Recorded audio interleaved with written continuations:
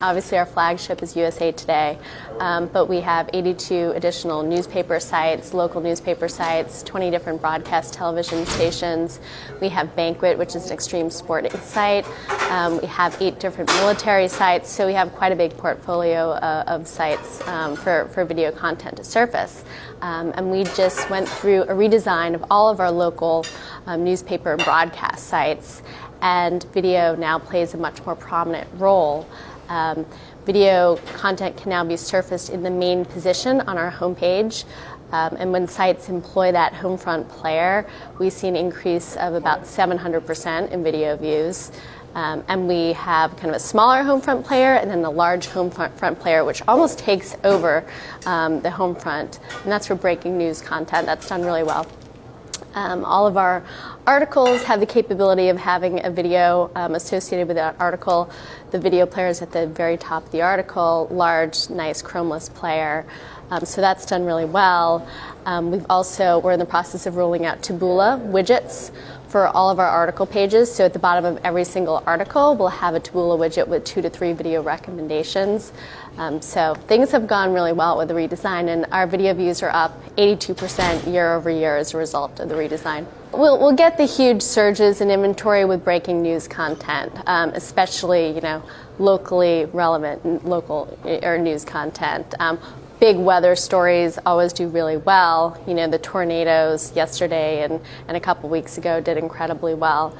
But in terms of more evergreen content that does well, it really depends on the site and the site's audience. In USA Today, the tech content that the USA Today team produces on iPads, and that does really well for USA Today, but on some of our markets, doesn't do well at all. Yet in other markets it does really well. So it really depends on that individual market and what those users are interested in. We get the most video views from users on our site directly watching the video content, but we recently made all of our videos SEO friendly. They were not SEO friendly as of December of this past year.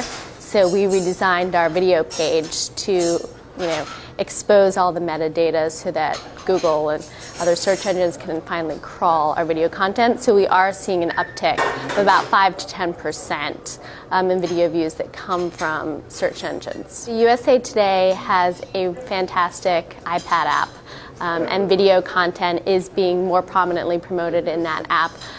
We also have rolled out mobile websites for all of our local properties, and just recently we've introduced a new feature that more prominently features video in those mobile websites as well. So we're definitely moving forward on the mobile video side. We don't yet serve ads into our mobile video content, and that's our next step. Gannett has a strategic investment in Livestream.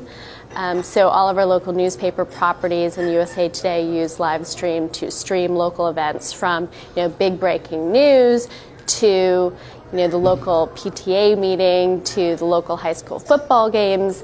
A lot of our sites do weekly sports shows, and they promote that on the homepage so that audiences know to tune in every Thursday to watch the local sports show with the sports reporters talking about the local teams.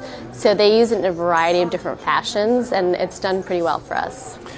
We found the best way to monetize live is with overlays, because we don't necessarily have too many start plays, which pre-roll would be best for.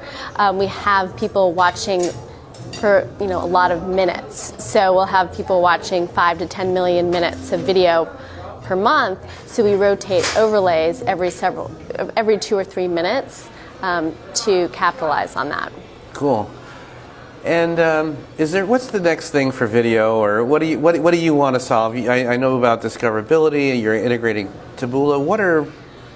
What do you think needs to be done, either for Gannett or for the industry? For the industry, from a monetization perspective, especially for our local sites, we need to be able to target all these small local advertisers across the country who don't have any video assets, but they still want to advertise and get the performance out of their ads that video can provide. So we've been working with partners such as Attitube and Javox, which will allow us to create a video asset without video assets. and creating interactive video ad units that will really engage our users. So I'm really looking forward to seeing how that does, not only in the online space, but on the mobile video space.